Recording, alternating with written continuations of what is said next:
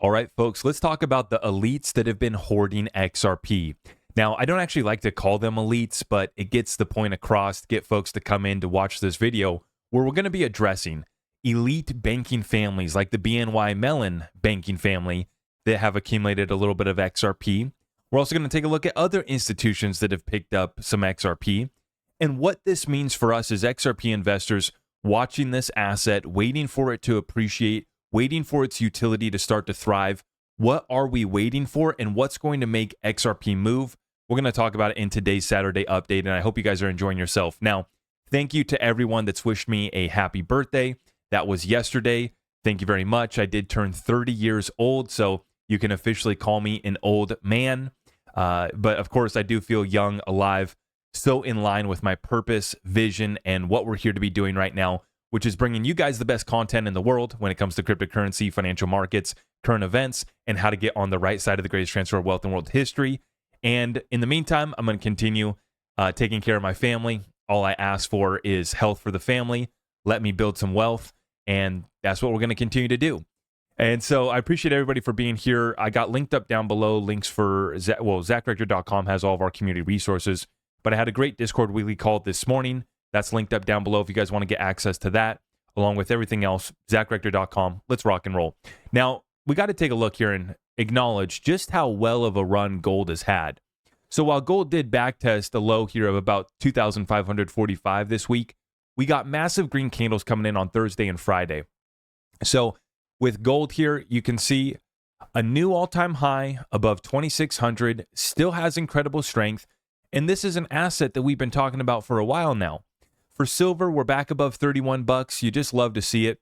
And I talked about in our Discord weekly call this morning about how gold and the US dollar compared to everything else have the most strength. And this is why I've been stacking precious metals and why I've been holding on to my cash is because I want liquidity. And compared to everything else in the world, right? US dollar stronger, and US dollar gained against Japanese yen this week. That was something that we were watching, was the Japan carry trade levels. We actually broke below those, started to sound off some alarm bells there. But the dollar strengthened against the Japanese yen this week because even though our Fed lowered interest rates, weakening the dollar, the Japanese Bank of Japan didn't raise rates any further. They left rates unchanged. So relatively speaking, US dollar gained against the Japanese yen. Now, of course, this is a question that we must be asking when we come to currencies, assets, investment opportunities, compared to what? And when you compare the US dollar against everything else, it's still the cleanest shirt in the closet. When you compare gold to everything else against every other major currency, it's at all-time highs, right? And it took a while. It broke out into all-time highs against the US dollar last, while it had already gone to all-time high in other currencies first. And so we're going to continue to watch this. If you guys need precious metals, that's linked up down below. The markets were strong this week. Bitcoin back up to about 64,000. We need to see it break 65,000 before I get excited. I'm not going to get into the TA here, but until we break 65,000, the trend is continuing to set lower highs and lower lows. Need to break 65 before I'm going to get excited. Now, did want to report on this. The IRS agents have officially endorsed Kamala.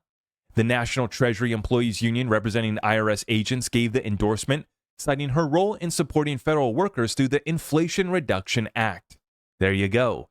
It boosted the IRS budget by $80 billion. Yay! That's awesome. Allowing the agency to hire 87,000 new employees. This expansion is expected to increase union membership and aid in collecting $5 trillion in additional tax revenue over the next decade.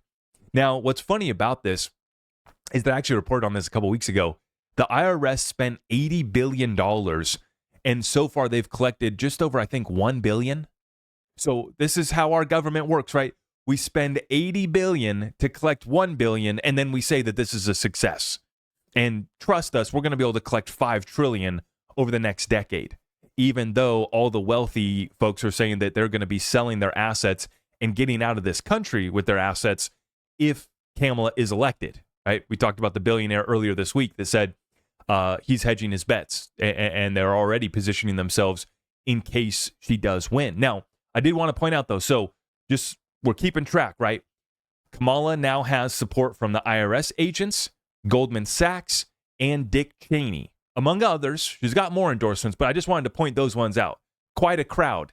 Really, it's got some diverse group of endorsements here. Dick Cheney, Goldman Sachs, and now the IRS. Now, mark your calendars, folks. On October 15th, we have our first debate with John Deaton and Elizabeth. I got a plan for you, Warren. And, John says right here, Senator Warren has effectively become America's #1 lobbyist for big banks. That's why she was crying for a 75 basis point rate cut. That's why she was crying about the Basel III requirements. Daddy pal, please, no. You got to take it easy on my bankster buddies. We can't do Basel III requirements. We're not ready. We need a 75 basis point rate cut, please. Never pay attention to what career politicians like Elizabeth Warren say. Pay attention to what they do. For example, she decried how banking executives deserved prison time for causing the great financial crisis, yet she supported the bank bailouts. 12 years ago, she promised she would go to Washington to hold those bankers accountable. Yeah, of course. A decade later, those same bankers write her bills. Most of them which she can't get passed. In fact, I think she's only had one bill that she sponsored get passed in her entire 12-year career. Congratulations. Here's a snapshot of the real Elizabeth Warren in her own words and actions. Her true feelings for banksters. Her honest attitude towards climate change. It's an existential threat until it's inconvenient, and she needs to hop on the PJ. Incontrovertible proof she's part of the Washington swamp of corruption and the real reason she wants to ban Bitcoin and crypto in the United States of America. And Trump's going to stop her. John Deaton, Donald Trump, we need to get together and do a little deal. I'm saying if Deaton can get Trump's endorsement, that might be what it takes to push John through to the other side. And I know that John's been critical of Donald Trump. I'm critical of Donald Trump, right? I was critical of Trump and the Trump boys in their little DeFi project this week. I thought that was a joke. I thought that was embarrassing for the Trump family and for the Trump campaign. I thought it was a terrible decision. I'm willing to criticize Trump. I know John Deaton has in the past, but now it's time to come together so that we can take out Elizabeth Warren and these career politicians that we know who's backing them. We know where that money's coming from. Now, speaking of where the money's coming from and where it's going to be going, Meta Lawman James here responding to the move here that the SEC just made yesterday. And this was massive news. So the SEC is going to actually allow the approval of the BlackRock's ETF. They're now going to approve options. They just did that yesterday. So now BlackRock will be able to make money whether you want to go long Bitcoin, whether you want to accumulate some Bitcoin, or whether you want to short Bitcoin. BlackRock's there to make their money on both sides of that trade, as they always are. And then what also came out yesterday was BNY Mellon receiving an exemption to be basically identified as the first bank to receive an SEC exemption from the SAB 121 rules. Now, James says the high integrity move would have been for the SEC to withdraw SAB 121 after the votes in Congress to repeal it, right? So Congress actually voted to repeal this rule. And so the right thing to do here for the SEC would be to withdraw it completely. But instead, the low integrity move would be for the SEC to grant exemptions to certain well-connected big banks from SAB 121, which is exactly what Gary Gensler and his SEC has done here. Instead of just canceling SAB 121 after Congress voted to repeal it, hey, maybe we should stop this. Maybe we should wait for Congress to pass laws. Nope. Instead, let's just provide exemptions for our buddies like BNY Mellon. Now, in regards to BNY Mellon, I did an incredible disservice to the BNY Mellon family by misreporting yesterday just how much XRP Matthew Mellon, one of the heirs to the Mellon fortune, had bought.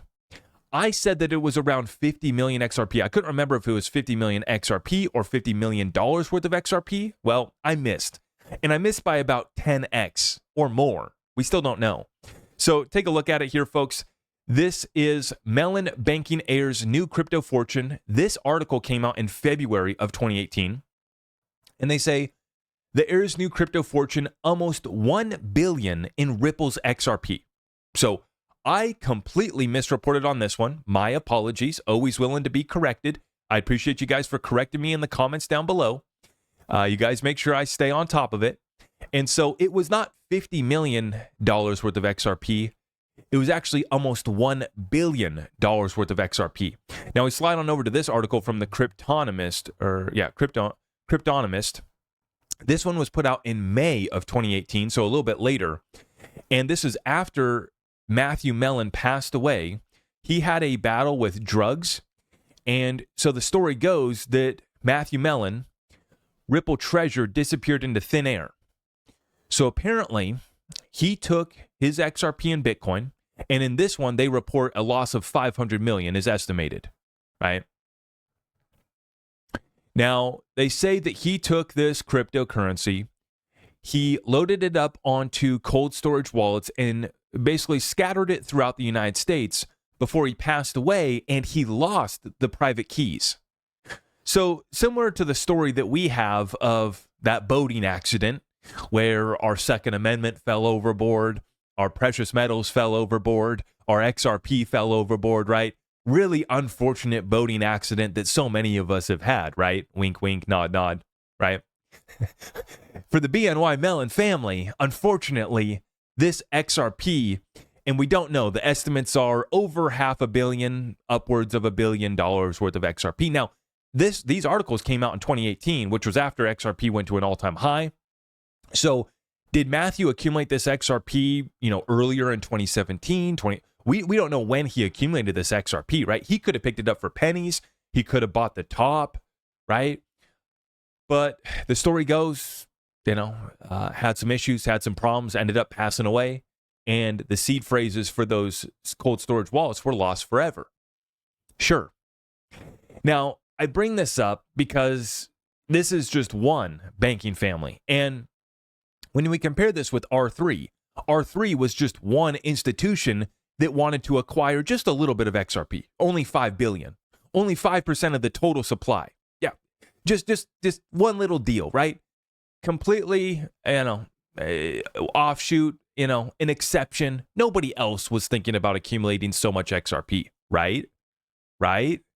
Even though we have 1,700 contracts, 41 counterparties to said contracts cited in the Ripple versus SEC lawsuit, there's only one institution that wanted to acquire 5 billion XRP, right? Sure. And so this is why I think it's hilarious, because you got folks that say that there's no interest in XRP, right? Nobody's interested in XRP. Banks aren't interested in XRP, even though R3 wanted 5 billion, even though this member of elite society, the Matthew Mellon heir to the BNY Mellon fortune, he accumulated $500 million worth of XRP and Bitcoin. Do you think that he was the only one? That's the point I'm trying to get at here. Do you think that the Mellon family was the only family? And do you think did they actually lost the keys? Let me know in the comments down below. I want to hear from you guys. Do you believe for 1 second that they actually lost the keys? That this guy, being part of a wealthy family where everything's put into trust, everything's put into entities and wills and structured, the most elaborate schemes to protect said wealth. Now, did he have a drug problem and did he probably blow through a lot? Right? He was the odd duck, the crypto kid in the family. I'm sure that at the Mellon family parties, at the Christmas parties every year, they made fun of him, right? You really believe that he forgot or misplaced his seed phrase? Maybe he did. Maybe he did. You guys let me know in the comments down below. And let me know if you believe that this is the only banking family heir, the only banker that was interested in XRP. The R3 deal, yeah, they were the only institution that did a pre-allocation option contract for 5 billion worth of XRP. Or sorry, I should say 5 billion XRP, not $5 billion worth of 5 billion XRP. Were they the only ones? R3 was the only institution. The Mellon family, they're the only bankster elites that tried to pick up a little bit of XRP on the low. Now BNY Mellon's getting ready to be the first custodian, SEC exemption. It's all coming together. And what we're finally waiting for, and I want to wrap up this episode, I've already ran a little bit longer than I wanted to, is regulations. And so the huge conversation, I talked about this in yesterday's video with David talking about dirt cheap XRP. He made a very important point that people just don't understand. And really, we need to understand this. Virtually no crypto is being used for payments because we don't have laws. We don't have legislation and regulation passed to where crypto can be used for payments. So crypto is being used for NFTs, for metaverse, for DeFi, for playing around, doing a little deal, but being used for payments in an institutional environment is not happening for any crypto, including XRP. XRP has wide availability. It's a top 5 market cap coin and has low fees and fast confirmations. I don't think it's used for more payments for the same reason that no cryptos are really being used for payments much today. And so Ashley Prosper comments and says, regulations. It's the one thing holding crypto back, the one thing that would stop the SEC in its tracks and usher in a new wave of institutional adoption, the likes of which we have never seen. And by that point, by that time, I believe that XRP would have already moved because, as I've cited here in today's episode here today, we got elite banking families, we got the biggest institutions in the world, and these are just the ones that have been publicly reported on. And we would have never known about the R3 deal if their deal wouldn't have ended up in a lawsuit between Ripple and R3. We would have never known about Matthew Mellon, right? Unless his untimely death and this whole thing that came about. And they're not the only ones. I think there's a lot more. Where there's smoke, there's fire. And I think that there's a fire raging as far as a burning desire from these elites and these institutions and these banks to not only control custody, control the flows, control the ETFs, but also to pick up some on the low for themselves. And when they're picking up these assets on the low, they're picking up these assets to the tune of billions of dollars worth. So, hey, let's stack our chips next to these folks. Like I said, I don't like to call them elites, but you get the point. We'll stack our chips right next to them. I think that we got a beautiful hand here to play. And in the meantime, we'll watch the chaos continue to unfold during this election cycle. And you guys make sure you guys keep on coming back because we got the updates that are going to cover what's happening in the current events, what's happening in the markets, how I'm positioning myself. If you want further exclusive content and updates, it's all at zachrector.com. Sign up through Patreon to get access to Discord, weekly calls, exclusive content, business content, one-on-one sessions. It's all there available for you guys. Let's get tapped in. Let's make sure this happens. We see what they're doing. We can make the same moves. We can stack the same assets. We can set up the same entities and trusts to protect our families. And let's partake in building wealth, preserving wealth, and being able to pass on some sort of legacy while we have our limited time here on Earth. And I still can't believe that I've been here for 30 years now. Thank you for all the birthday wishes. I appreciate all of you guys. Hope you have a blessed weekend, and I'll see you in the next one. If you could smack it on the way out too, I'd greatly appreciate it. We'll see you. God bless. I am your host, Zach Rector. I really appreciate all of the love and support. If you want to support the channel, just remember that you can start by smashing that thumbs up for me, sharing this content far and wide, and everything else is at my website.